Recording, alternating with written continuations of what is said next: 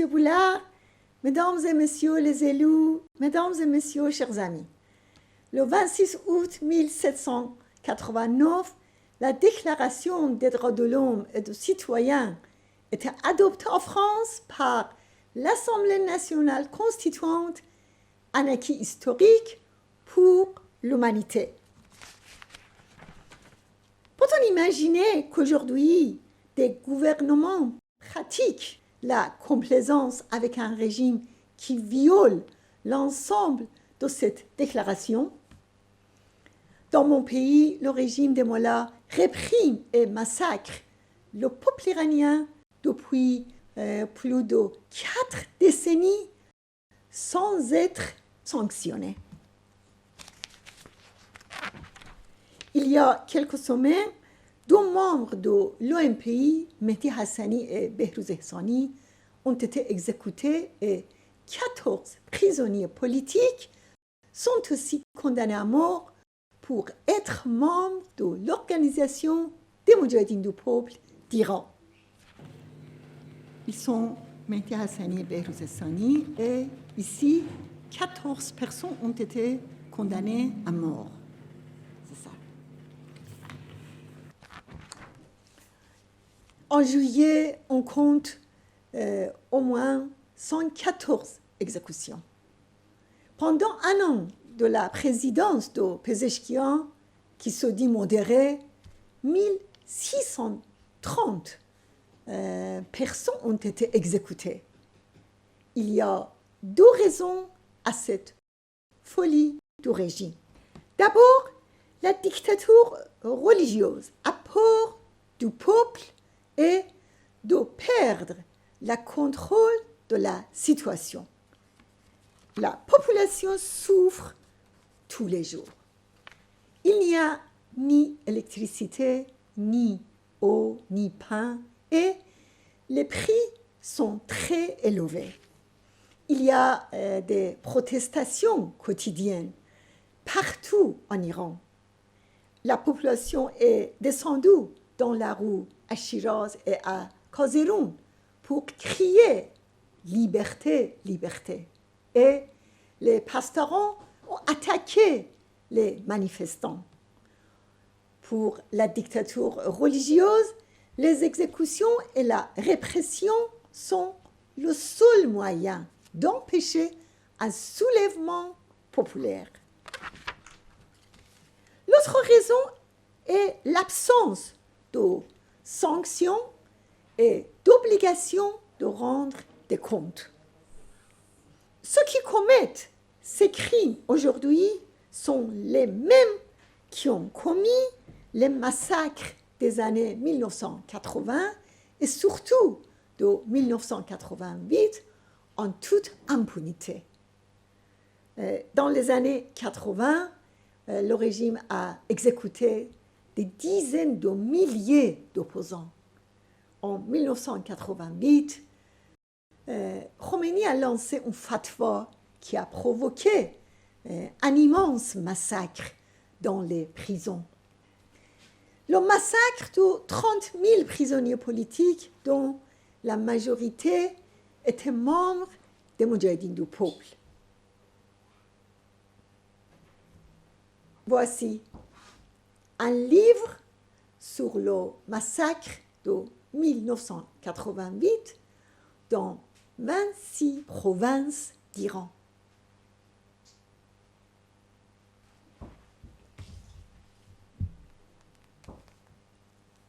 Et c'est un livre de prison d'Isfahan.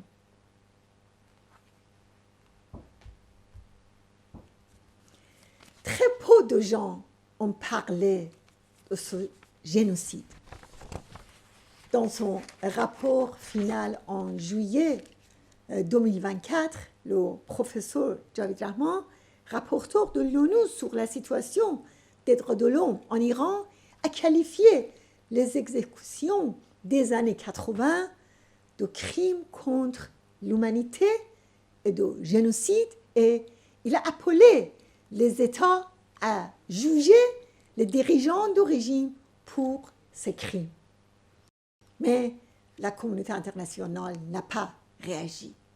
Le 10 août, le chef de pouvoir judiciaire des Mollahs a nié l'existence de prisonniers politiques dans les prisons de Khomeini. Ces mensonges visent à violer les droits fondamentaux des prisonniers politiques. Le régime de Shah avait aussi nié l'existence de prisonniers politiques en Iran. Mais après la révolution, tout le monde avoue qu'il torturait les prisonniers politiques. Actuellement, au moins 3700 prisonniers politiques à travers le pays sont la cible de pression et de harcèlement permanent. Le régime des Mollahs pratique la torture. Il lance des attaques massives contre les prisonniers sans défense. Il jette les prisonniers dans des cages. Il isole les prisonniers dans des prisons secrètes. Il empêche les malades de recevoir des soins. Il fabrique des dossiers pour prolonger leur peine. Il kidnappe et déporte les prisonniers pour aggraver leurs conditions. Les partisans des Moudjahidines du peuple sont condamnés à mort les uns après les autres. Les proches des Moudjahidines exécutés subissent des tortures morales. Les gardiens enterrent les victimes en secret. Les pères et mères des prisonniers sont arrêtés et leurs biens sont confisqués. La semaine dernière, dans une mesure inhumaine, le régime a déclaré qu'il veut transformer en parking la section 41 du cimetière de Téhéran. Or, les membres de l'OMPI exécutés dans les années 1980 sont enterrés dans cette section. Le régime veut cacher toutes les traces du massacre. Le premier responsable de tous ces crimes est Khomeini, et cela montre que le régime a peur de la résistance qui se développe à travers le pays. L'an dernier, les prisonniers politiques ont manifesté plusieurs fois. La campagne des mardis contre les exécutions a commencé à la prison de Ghazal el-Hessar, près de Téhéran, en janvier 2024. Aujourd'hui, chaque mardi, il y a une grève de la faim dans 50 prisons d'Iran. Chers amis, la question de l'Iran n'est pas seulement son programme nucléaire ou balistique. Il ne faut plus permettre que les droits de l'homme et le droit du peuple iranien à vivre libre soient ignorés. La politique adoptée par les Occidentaux depuis 4 décennies est dans une impasse car ils ont ignoré le facteur le plus important, c'est-à-dire le peuple iranien et sa résistance organisée. Nous avons toujours affirmé que la solution n'est ni la guerre étrangère, ni la complaisance, mais le renversement de régime par le peuple iranien et sa résistance organisée.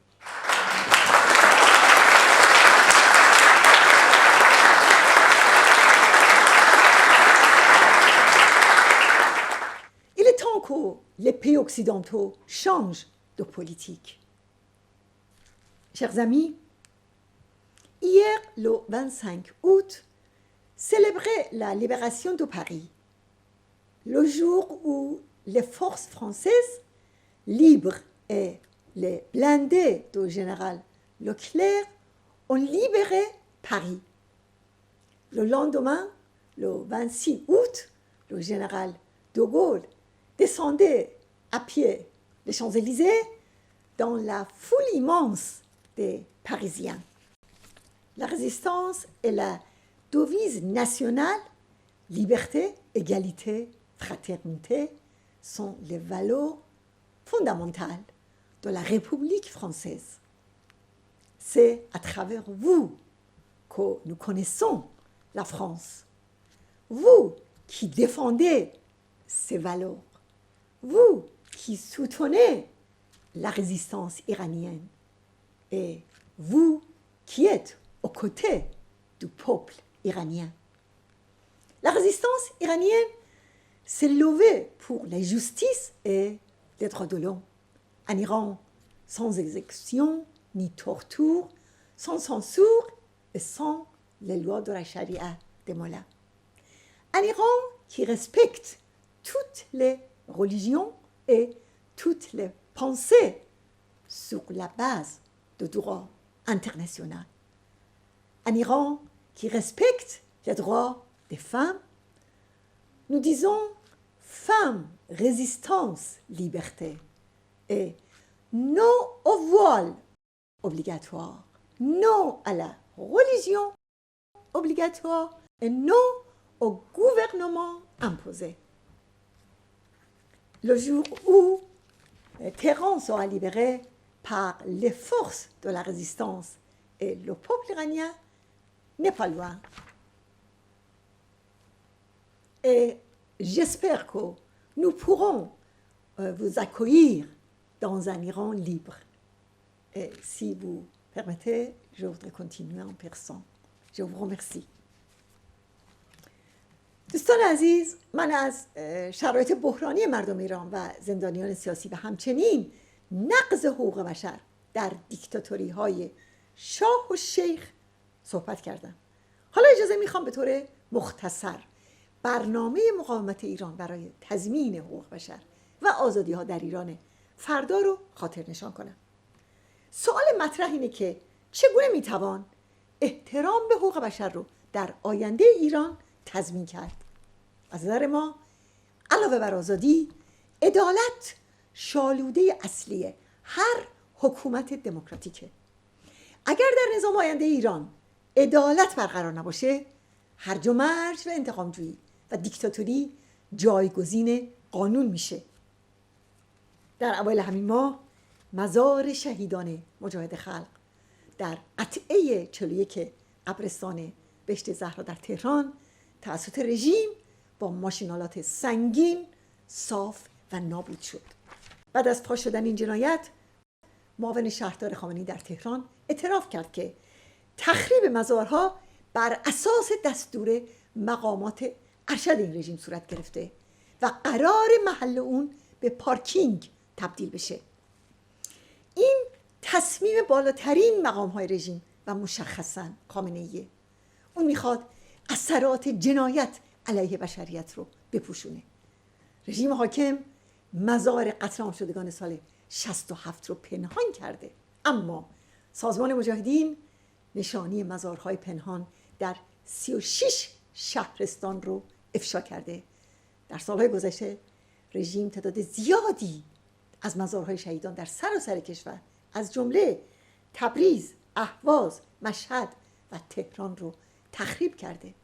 طبق قوانین بین المللی از بین بردن آثار نسل کشی و جنایت علیه بشریت ادامه و مشارکت در این جنایت ها محسوب میشه. من در شروع صحبتام درباره کتاب نسل کشی مجاهدین و قتل عام 67 در شهرستان ها توضیح دادم. اینجا مجدداً این کتاب رو میخوام نشون بدم و بگم که این اسناد با زحمت زیاد گردآوری شده و هر خواننده‌ای رو غرق بهت و حیرت میکنه، هم از جنایت غیر قابل تصوری که این رژیم مرتکب شده و هم از استقامت بهترین فرزندان این ملت که سرفرازی مردم ایران رو در نبرد با هیولای استبداد مذهبی جاودانه کردند. ما نه میبخشیم و نه فراموش میکنیم. کارزار بزرگ دادخواهی تا به دست آوردن همه اسامی و مزارهای شهیدان قهرمان قتل عام 67 در تهران و تمام شهرهای ایران ادامه داره. تک تک شما میتونید به این کارزار بزرگ دادخواهی یاری برسونید. اقدامات جنایتکارانه رژیم آخوندی فقط معطوف به داخل ایران نیست. همین امروز استرالیا به دلیل اقدامات تروریستی این رژیم سفیر آخوندها را از این کشور اخراج کرد. اخراج سفیر فاشیسم دینی حاکم بر ایران از استرالیا یک قدم مثبت و ضروری در راستای مبارزه با تروریسم دولتیه. اما ما از 3 دهه پیش به بسته شدن سفارت‌ها، نمایندگی‌های دیکتاتوری دینی حاکم بر ایران و مراکز وابسته به اون فراخوان دادیم که در واقع اینها همون لانه‌های تروریسم و جاسوسی هستند. این اقدامیه که باید زودتر انجام می‌شد و سایر کشورها به ویژه کشورهای اروپایی باید از اون تبعیت کنند. ظریف وزیر خارجه سابق رژیم در آخرین سال وزارتش اعتراف کرد که سفارتخونه‌های رژیم ساختار امنیتی داره و دستور کاری که برای وزارت خارجه تعیین شده از ابتدا امنیتی بوده. در حقیقت تروریسم این رژیم ادامه خونریزی و نقض حقوق بشر در خارج از مرزهای ایرانه. دوستان عزیز، خونهایی که برای آزادی ایران نثار شده و رنجی که در این 4 دهه مردم ایران متحمل شدند در برنامه مقاومت ایران برای یک ایران آزاد به گل نشسته. مطابق این برنامه در ایران آزاد شده فردا مردم ایران باید از همه آزادی‌های مندرج در اعلامیه جهانی حقوق بشر و میثاق‌ها و کنوانسیون‌های بین‌المللی از جمله میثاق بین‌المللی حقوق مدنی و سیاسی، کنوانسیون علیه شکنجه و کنوانسیون حذف کلیه اشکال تبعیض علیه زنان برخوردار بشوند. شورای ملی مقاومت از تحقق تمام مواد میثاق جهانی حقوق بشر دفاع میکنه، از جمله لغو حکم اعدام، منع هر گونه شکنجه تحت هر عنوان، آزادی کامل بیان، عقیده و مذهب، مطبوعات، فضای مجازی و احزاب و اتحادیه‌ها، تبدیل رادیو و تلویزیون به محلی برای نشر اخبار و اطلاعات و بحث آزاد بدون سانسور، لغو قوانین شریعت آخوندی، خلع سلاح و انحلال سپاه پاسداران، بسیج و وزارت اطلاعات، همچنین انحلال دادگاه‌ها و دادسراهای انقلاب اسلامی و سایر نهادهای سرکوبگر، تأمین امنیت غذایی تمام آحاد مردم و برپای یک نظام قضایی مستقل مبتنی بر اصل براءت، حق دفاع، حق دادخواهی، حق برخورداری از محاکمه علنی و استقلال کامل قضات. دوستان گرامی، آنچه ما می‌خواهیم و آنچه مردم ایران می‌خواهند جامعه است بر اساس حقوق بشر، آزادی، دموکراسی و برابری. این برای ما یک رویا نیست، هدفی است که برای به دست آوردن اون از 7 خانه رنج و شکنجه و زندان و شیطان سازی گذشته ایم و برای آن از هیچ فدا و از خودگذشتگی فروگذار نخواهیم کرد. آزادی گنجی گرانبهاست که رنجی گران می‌طلبد. برای آزادی ایران تا آخر ایستاده ایم. از همه شما متشکرم.